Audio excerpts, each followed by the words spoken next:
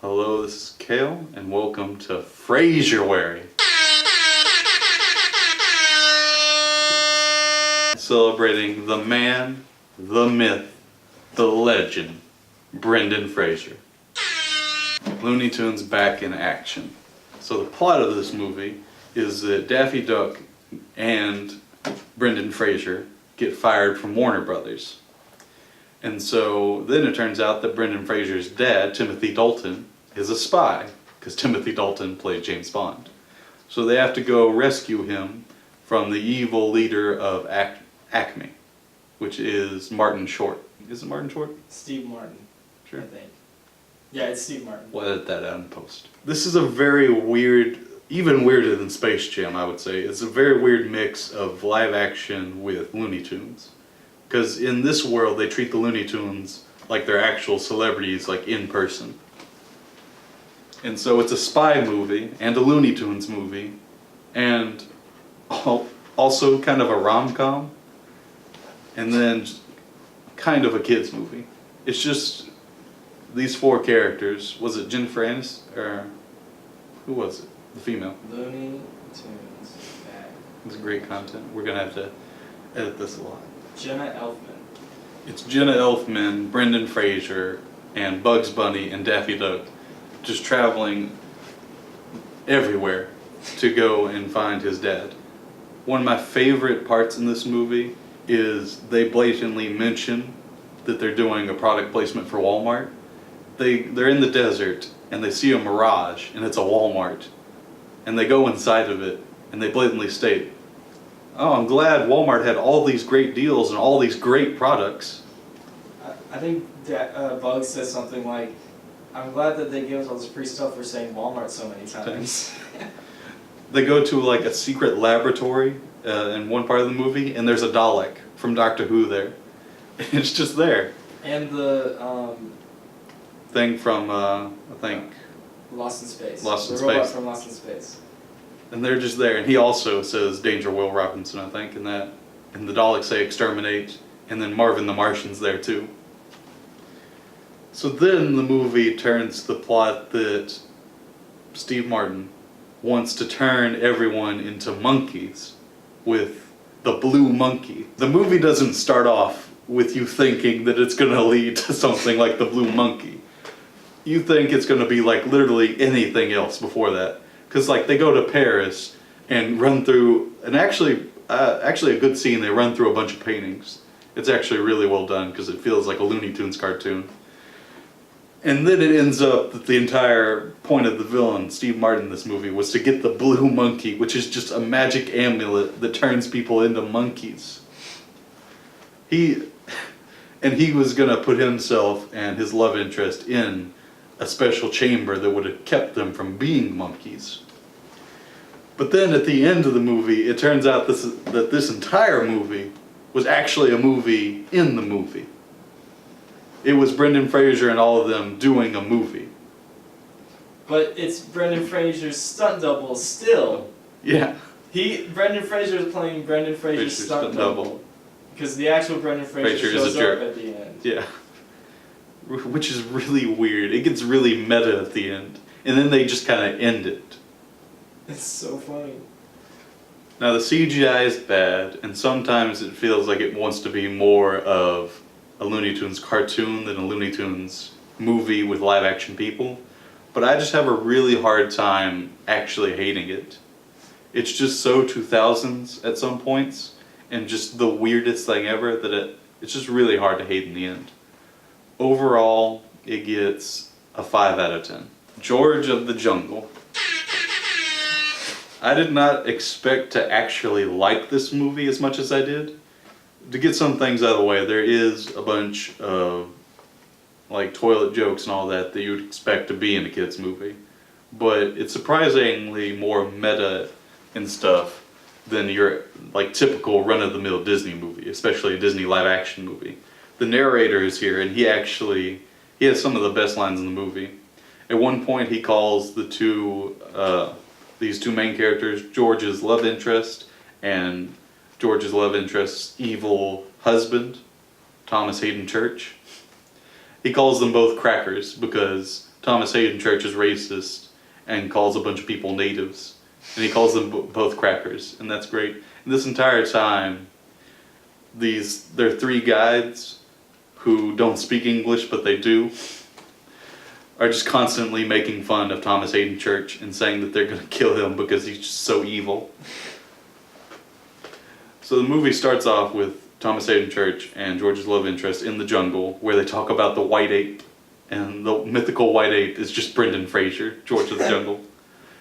So George of the Jungle and this woman meet, and the first part of this movie is just George, his talking ape called Ape, and his elephant who acts like a dog in the jungle with this woman, and then she just takes him back to the city to meet her parents, even though she was supposed to marry Thomas Hayden Church.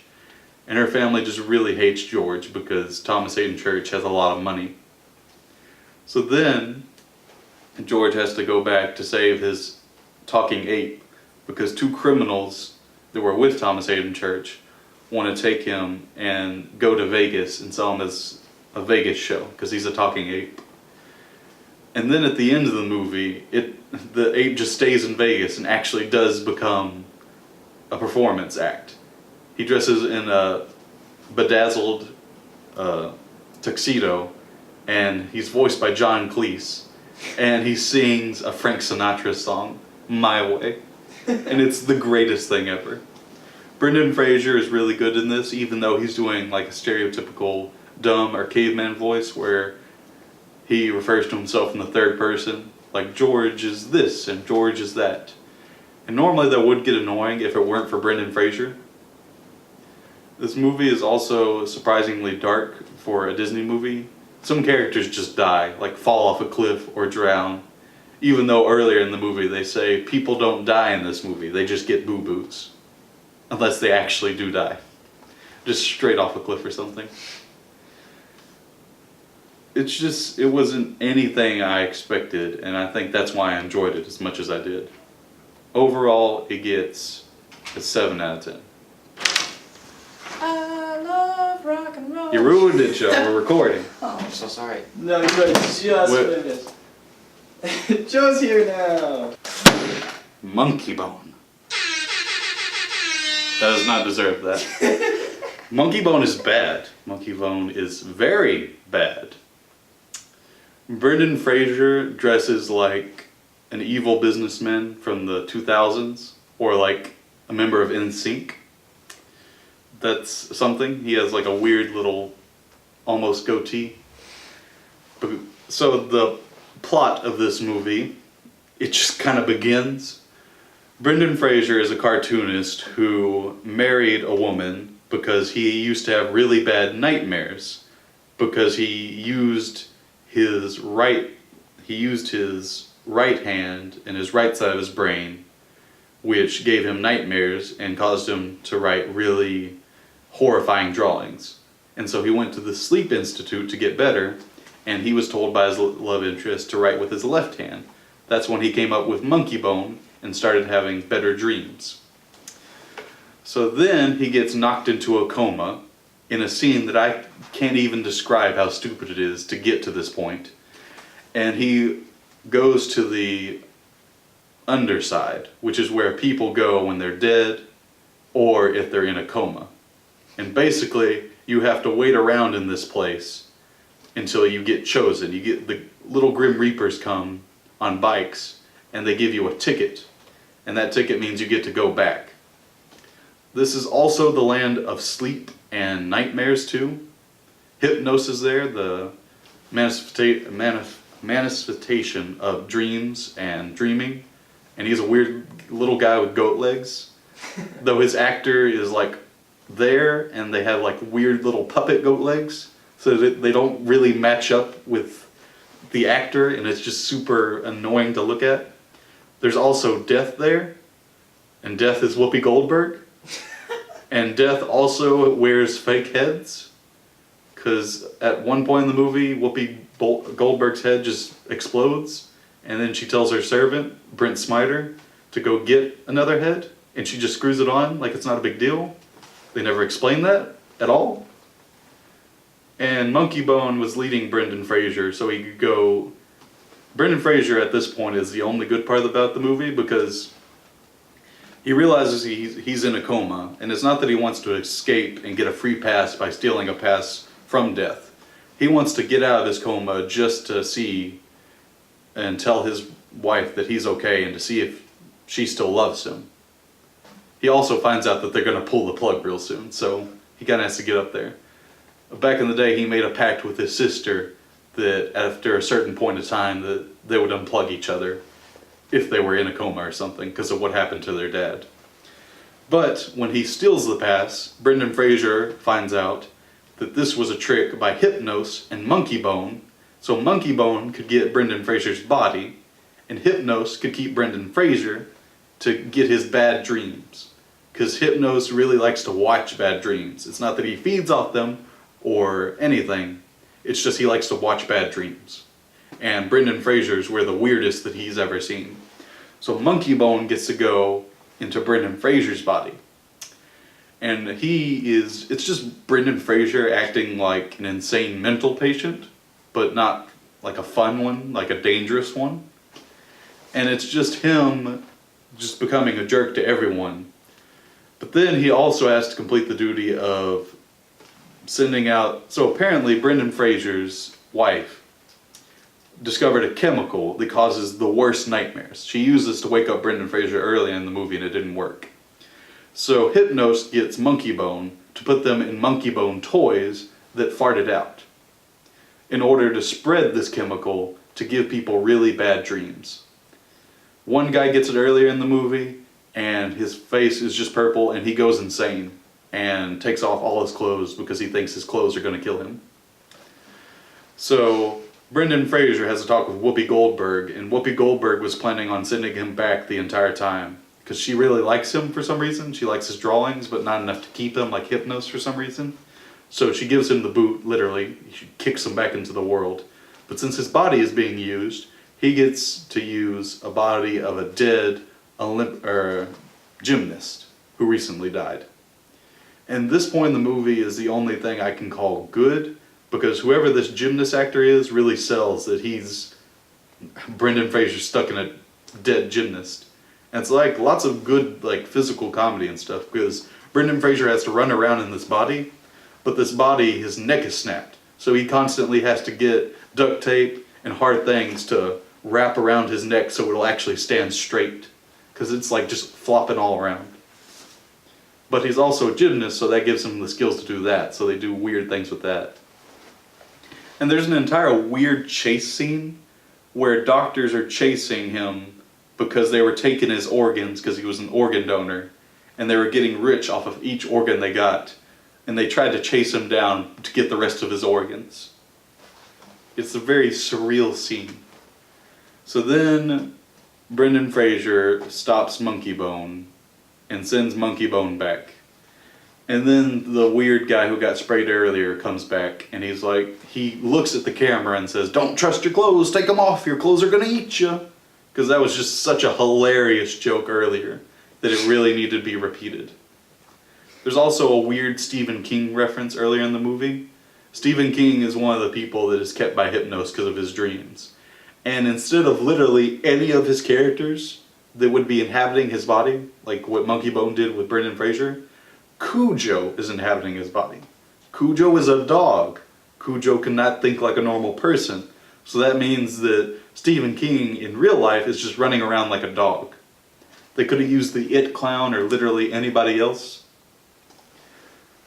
Hypnos also keeps the spirits of people who are dead too, like Jack the Ripper and stuff. I don't know how he did that with death. He's just a sleep guy. But this movie is not funny, even though it thinks it's funny. It's not revolutionary, because it's not revolutionary. It has some surreal imagery, but that imagery is nothing. This movie isn't as good as it thinks it is. It gets a 1 out of 10. Dudley Do-Right. So before this movie starts, there's a short by the same guy who made the Dudley Do-Right cartoon. And it's called Fractured Fairy Tales. And that alone was better than the entire rest of this movie. I wish this movie was just a collection of those shorts. So Dudley Do Right, the whole joke is that it was like a 1960s or 50s cartoon about a dumb Mountie. And they turned that into a feature-length movie, because why not? This movie is also directed and I think written by people who've worked on George the Jungle, so they also try to have a narrator, though this narrator isn't as great as the last one. The plot of this movie is that Brendan Fraser is trying to win the heart of this girl over the evil Snidely Whiplash, aka Alfred Molina, in one of the worst roles I've seen him in. Alfred Molina's plan is to first get a shotgun and shoot fake golden bullets into different parts of this town to make a new gold rush. And Brendan Fraser catches him, and his excuse is that he's hunting vampires, and that vampires are weak against golden bullets. They use this as a recurring joke, but it never goes anywhere. You would expect like an actual vampire to show up or something, but that never happens. It's just a weird thing. So he causes a new gold rush, and all these people come in, and he uses people coming in for the fake gold rush and all the money. He takes over the town somehow and buys everyone's homes and businesses, and then he has real gold transported to the town, so there actually is gold to find, making further business. Dudley Do Right is fired from being a Mountie, the first in, they say, 110 years.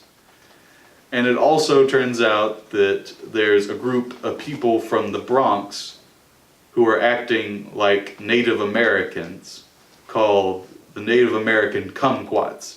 And they're all white and they all speak with a Brooklyn accent. Alright. So that's fun. That was a fun thing to include. They're just randomly in the movie. I don't even think that was a thing in the cartoon. They're just there. No, Colin. We don't air horn for racism. Also, Brendan Fraser gets to be a little racist because he does a weird native dance with them.